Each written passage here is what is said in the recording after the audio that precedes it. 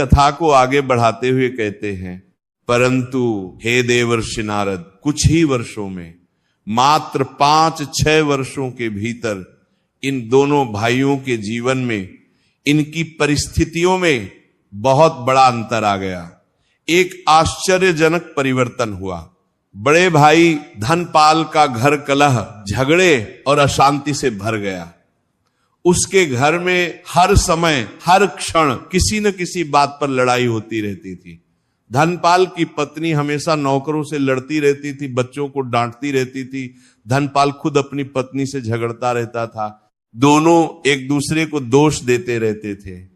उनके बच्चे भी आपस में लड़ते रहते थे, खिलौनों को लेकर झगड़ते थे। धनपाल की वृद्ध माताजी कोने में बैठकर रोती रहती थी। उन्हें कोई पूछने वाला नहीं था। उस घर में हर समय शोर शराबा रहता था, चीखने चिल्लाने की आवाजें आती रहती थी। पड़ोसी भी परेशान रहते थे। धनपाल का धन धीरे धीरे नष्ट होने लगा, घटने लगा। उसके व्यापार में घाटा होने लगा, ग्राहक कम आने लगे। जो धन था वह भी विवादों में, झगड़ों में खर्च होने लगा। घर में दुहक और परेशानी का साम्राज्य हो गया। कोई सुख नहीं था, कोई शांति नहीं थी। ब्रह्मा जी आगे कहते हैं, छोटे भाई सुखपाल का घर शांति, प्रेम और समृद्धि से भरा था। उसके घर में सुबह उठते ही भगवान की आरती होती थी, मधुर भजन गाए जाते थे। सुखपाल और उसकी पत्नी में गहरा प्रेम था, आपसी सम्मान था। वे एक दूसरे का ध्यान रखते थे, कभी ऊंची आवाज में बात नहीं करते थे। उनके बच्चे संस्कारी थे, आज्ञाकारी थे। वे अपनी दादी माँ का बहुत सम्मान करते थे, उनकी सेवा करते थे। घर में हमेशा हंसी खुशी का वातावरण रहता था। सुखपाल का व्यापार दिन प्रतिदिन फलने फूलने लगा, बढ़ने लगा। उसके पास अधिक ग्राहक आने लगे, उसकी प्रसिद्धि बढ़ने लगी। माता लक्ष्मी की कृपा उस पर बनी रही। धन में वृद्धि होती गई। उसका घर सुख समृद्धि का केंद्र बन गया। ब्रह्मा जी कथा को रोचक मोड़ देते हुए कहते हैं, एक दिन की बात है, बड़ा भाई धनपाल अपने घर की निरंतर कलह से, झगड़ों से बहुत परेशान हो गया, बहुत दुखी हो गया। उसने सोचा कि मैं और मेरा भाई एक ही पिता की संतान हैं, हमें एक जैसी संपत्ति मिली थी, हम दोनों एक जैसा व्यापार करते हैं, फिर मेरे जीवन में इतना कष्ट क्यों है और मेरे भाई के जीवन में इतना सुख क्यों है? ये रहस्य क्या है? धनपाल अपनी पीड़ा, अपनी जिज्ञासा लेकर एक दिन सुबह सुबह अपने छोटे भाई सुखपाल के घर गया। जब वो सुखपाल के घर पहुंचा तो उसने देखा कि वहां कितनी शांति है, कितनी सुंदरता है। घर के आंगन में तुलसी का पौधा था, दीपक जल रहा था, भीतर से भजन की मधुर ध्वनि आ रही थी। ये सब देखकर धनपाल का हृदय और भी दुखी हो गया। सुखपाल ने जब अपने बड़े भाई को द्वार पर देखा तो वह तुरंत बाहर आया। उसने अत्यंत प्रेम और सम्मान से अपने भाई का स्वागत किया। उसने कहा, आइए भ्राता श्री, आइए, मेरा सौभाग्य है कि आप पधारे, बैठिए, आराम से बैठिए। उसने अपने भाई के लिए आसन बिछाया, जल ला कर दिया। धनपाल दुखी मन से, भारी हृदय से बैठ गया। उसकी आंखों में आंसू थे, उसका गला रुंध गया था। फिर उसने अपने भाई से पूछा, हे सुखपाल, हे मेरे प्रिय भाई, मैं तुमसे एक बात पूछना चाहता हूं जो मुझे बहुत परेशान कर रही है।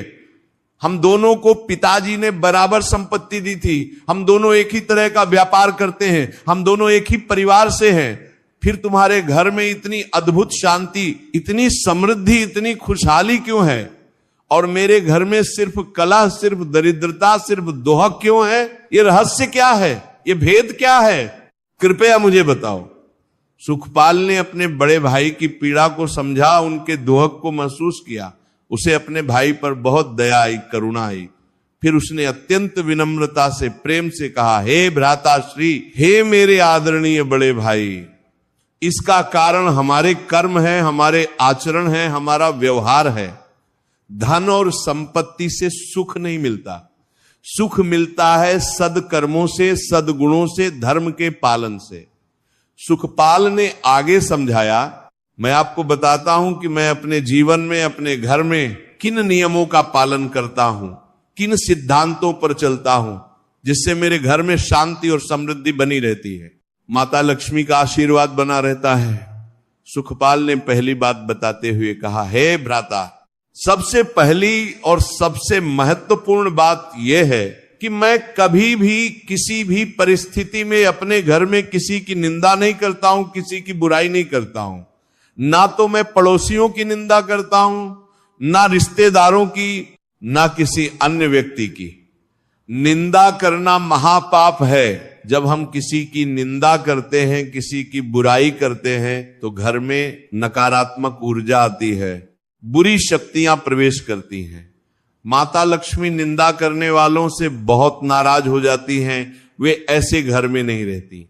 निंदा से घर में कलह बढ़ता है, झगड़े बढ़ते हैं, शांति नष्ट होती है। सुखपाल ने आगे कहा, परंतु हे भ्राताश्री, मैंने देखा है, मुझे पता है कि आपके घर में हमेशा दूसरों की निंदा होती रहती है, बुराई होती रहती है। आप पड़ोसियों की बुराई करते हैं, रिश्तेदारों को कोसते हैं। आपकी पत्नी भी हमेशा किसी न किसी की बुराई करती रहती है।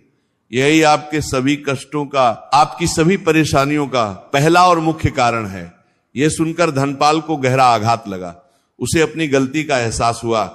उसे याद आया कि सच में उसके घर में हर समय किसी न किसी की निंदा होती रहती थी। वह खुद भी और उसकी पत्नी भी हमेशा दूसरों की बुराई करते रहते थे। उसने दुखी स्वर में कहा, हां भाई, यह सत्य है, यह बिल्कुल सच है। हम सब हमेशा दूसरों की बुराई करते रहते हैं। मुझे अपनी इस गलती का बिल्कुल एहसास नहीं था। सुखपाल ने दूसरी महत्वपूर्ण बात बताते हुए कहा, हे भ्राता, दूसरी बात जो मैं हमेशा ध्यान रखता हूं वह यह है कि मैं अपने घर में कभी भी किसी भी स्थिति में भोजन का, अन्न का अपमान नहीं होने देता। सुखपाल ने चौथी बात समझाते हुए कहा, हे भ्राता श्री, चौथी महत्वपूर्ण बात यह है कि मैं कभी भी किसी को, किसी भी व्यक्ति को धोखा नहीं देता। मैं अपने व्यापार में पूरी ईमानदारी रखता हूं, पूर्ण सत्यता रखता हूं। मैं कभी झूठ नहीं बोलता, कभी छल कपट नहीं करता। मैं अपने ग्राहकों को अच्छा सामान देता हूं, सही दाम लेता हूं, कभी नकली चीज नहीं बेचता, कभी धोखाधड़ी नहीं करता। इसीलिए मेरे ग्राहक मुझ पर विश्वास करते हैं, मेरे पास बार बार आते हैं। मेरा व्यापार ईमानदारी से चलता है, इसलिए फलता फूलता है। सुखपाल ने दुखी होकर कहा, परंतु भ्राता, आप अपने व्यापार में अपने लालच के कारण, अधिक धन कमाने के चक्कर में ग्राहकों को धोखा देते हैं। आप नकली सामान असली बताकर बेच देते हैं, गलत तौल करते हैं। यह सब अधर्म है, ये सब पाप है। धोखाधड़ी से कमाया हुआ धन कभी टिकता नहीं, वो जल्दी नष्ट हो जाता है। ईमानदारी से कमाया गया थोड़ा धन भी बढ़ता है, स्थिर रहता है। परंतु बेईमानी से कमाया गया ढेर सारा धन भी जल्दी समाप्त हो जाता है। यही कारण है कि आपका व्यापार घाटे में जा रहा है। धनपाल ने शर्मिंदगी से सिर झुकाकर स्वीकार किया, हां प्रिय भाई, तुम बिल्कुल ठीक कह रहे हो। मैं अपने लालच में ग्राहकों को धोखा देता रहा हूं, मैं उन्हें नकली चीजें बेचता रहा हूं। मुझे लगता था कि इससे मैं जल्दी अमीर बन जाऊंगा, परंतु उल्टा मैं दरिद्र होता जा रहा हूं। सुखपाल ने पांचवी और सबसे अंतिम महत्वपूर्ण बात कही, हे भ्राता श्री, पांचवी और अत्यंत विशेष बात जो मैं बहुत सावधानी से पालन करता हूं वह यह है कि मैं सूर्यास्त के बाद, संध्या काल के बाद कभी भी घर में झाड़ू नहीं लगाता, रात्रि में घर की सफाई नहीं करता, कूड़ा कचरा बाहर नहीं फेंकता। क्योंकि शास्त्रों में लिखा है, हमारे जस्सी मुनियों ने बताया है कि संध्या काल में माता लक्ष्मी प्रत्येक घर में आती हैं। वे देखती हैं कि कौन सा घर उनके रहने योग्य है। उस समय यदि हम झाड़ू लगाते हैं, सफाई करते हैं, तो ये माता लक्ष्मी का अपमान होता है। उन्हें लगता है कि हमें यहां से निकाला जा रहा है, और फिर माता लक्ष्मी नाराज होकर उस घर को छोड़ देती हैं। वे वहां कभी नहीं आती। जिस घर में लक्ष्मी जी का वास नहीं होता, वे घर दरिद्र हो जाता है, गरीब हो जाता है। इसलिए मैं हमेशा सूर्यास्त से पहले ही घर की पूरी सफाई कर लेता हूं, संध्या समय दीपक जलाता हूं, आरती करता हूं और माता लक्ष्मी का स्वागत करता हूं। सुखपाल ने अंत में कहा, परंतु हे भ्राता, आपके घर में यह नियम बिल्कुल नहीं माना जाता।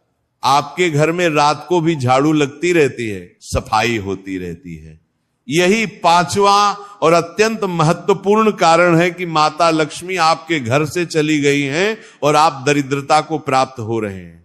धनपाल को अब सब कुछ स्पष्ट हो गया था। उसे अपनी सभी गलतियों का, अपने सभी पापों का पूरा एहसास हो गया था। उसे समझ आ गया था कि उसके धोखों का, उसकी परेशानियों का कारण वह खुद था, उसके कर्म थे। धनपाल ने अपने भाई के चरण पकड़ लिए और रोते हुए कहा, हे प्रिय भाई, हे मेरे हितैषी, तुमने आज मुझे जीवन का सबसे बड़ा ज्ञान दिया है, सबसे महत्वपूर्ण शिक्षा दी है। मैं अत्यंत कृतज्ञ हूं। आज से, इसी क्षण से मैं भी इन सभी 5 नियमों का पालन करूंगा। मैं अपने जीवन को बदलूंगा, अपने आचरण को सुधारूंगा। धनपाल ने दृढ़ संकल्प लेते हुए कहा, मैं अब कभी किसी की निंदा नहीं करूंगा, हमेशा दूसरों की अच्छाई देखूंगा। मैं अन्न का सम्मान करूंगा, कभी भोजन बर्बाद नहीं करूंगा। मैं अपनी माताजी की सेवा करूंगा, बड़ों का आदर करूंगा। मैं अपने व्यापार में ईमानदारी अपनाऊंगा, कभी किसी को धोखा नहीं दूंगा और मैं संध्या के बाद कभी झाड़ू नहीं लगाऊंगा, हमेशा भगवान का नाम लूंगा। और फिर धनपाल ने सच में अपने जीवन में, अपने आचरण में पूर्ण परिवर्तन ला दिया। वह घर जाकर सबसे पहले अपनी वृद्ध माता के चरण छूकर उनसे क्षमा मांगी। मां, मैंने आपकी बहुत उपेक्षा की, बहुत अपमान किया, मुझे क्षमा कर दो, अब मैं आपकी पूरी सेवा करूंगा। उसने अपनी पत्नी को भी समझाया, उसे भी नियमों के बारे में बताया। धीरे धीरे उसके घर में परिवर्तन आने लगा। निंदा बंद हो गई तो झगड़े कम होने लगे। अन्न का सम्मान शुरू हुआ तो बरकत आने लगी। माता की सेवा शुरू हुई तो घर में शांति आने लगी। व्यापार में ईमानदारी आई तो ग्राहक बढ़ने लगे। संध्या में दीपक जलने लगा तो माता लक्ष्मी का आगमन हुआ। कुछ ही महीनों में धनपाल के घर में भी वही सुख, वही शांति, वही समृद्धि आ गई जो सुखपाल के घर में थी। उसका परिवार भी प्रेम से रहने लगा। उसका व्यापार फिर से फलने फूलने लगा। माता लक्ष्मी की कृपा उस पर भी होने लगी। उसका घर भी सुख समृद्धि से, खुशहाली से भर गया। ब्रह्मा जी कथा समाप्त करते हुए कहते हैं, हे देवर्षि नारद, यही है वह रहस्य, यही है वह सत्य। यही कारण है कि कुछ घरों में निरंतर कलह रहता है, अशांति रहती है, और कुछ घरों में पूर्ण शांति रहती है, समृद्धि रहती है। जो लोग इन 5 महत्वपूर्ण नियमों का पालन करते हैं, जो इन सिद्धांतों पर चलते हैं, उनके घर में सदा सुख शांति बनी रहती है। माता लक्ष्मी का स्थायी निवास रहता है। देवर्षि नारद ने पूर्ण ध्यान से, एकाग्रता से यह कथा सुनी थी। अब उन्होंने विनम्रता से कहा, हे परमपिता ब्रह्मा जी, यह कथा अत्यंत शिक्षाप्रद है, अत्यंत ज्ञानवर्धक है। कृपया एक बार फिर वे 5 महत्वपूर्ण नियम स्पष्ट रूप से बताएं, जिनका पालन प्रत्येक गृहस्थ को, प्रत्येक घर में होना चाहिए। ब्रह्मा जी ने प्रसन्न होकर कहा, अवश्य हे देवर्षि, अत्यंत ध्यान से सुनो।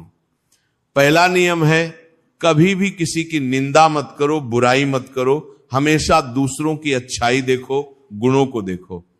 निंदा से घर में नकारात्मकता आती है, कलह बढ़ता है।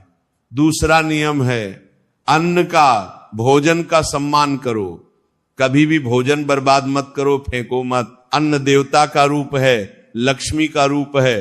अन्न की बर्बादी दरिद्रता लाती है। तीसरा नियम है, बड़ों का, बुजुर्गों का सम्मान करो, आदर करो, अपने माता पिता की सेवा करो, उनका ध्यान रखो। बड़ों का आशीर्वाद जीवन में सफलता लाता है। चौथा नियम है, हमेशा सत्य बोलो, ईमानदारी से रहो, कभी किसी को धोखा मत दो, छल कपट मत करो। ईमानदारी से कमाया धन स्थायी होता है, बढ़ता है। और 5वां नियम है, सूर्यास्त के बाद, संध्या काल के बाद घर में झाड़ू मत लगाओ, सफाई मत करो। संध्या समय दीपक जलाओ, आरती करो, भगवान का नाम लो। ये माता लक्ष्मी के स्वागत का समय है। देवर्षि नारद अत्यंत प्रसन्न हो गए, उनका हृदय आनंद से भर गया। उन्होंने हाथ जोड़कर कहा, हे परम पिता, हे सृष्टिकर्ता, ये ज्ञान अमूल्य है, अत्यंत महत्वपूर्ण है। मैं वचन देता हूं कि मैं इस पवित्र कथा को, इस दिव्य ज्ञान को संसार के कोने कोने में फैलाऊंगा, हर घर तक पहुंचाऊंगा। ब्रह्मा जी ने आशीर्वाद देते हुए कहा, जाओ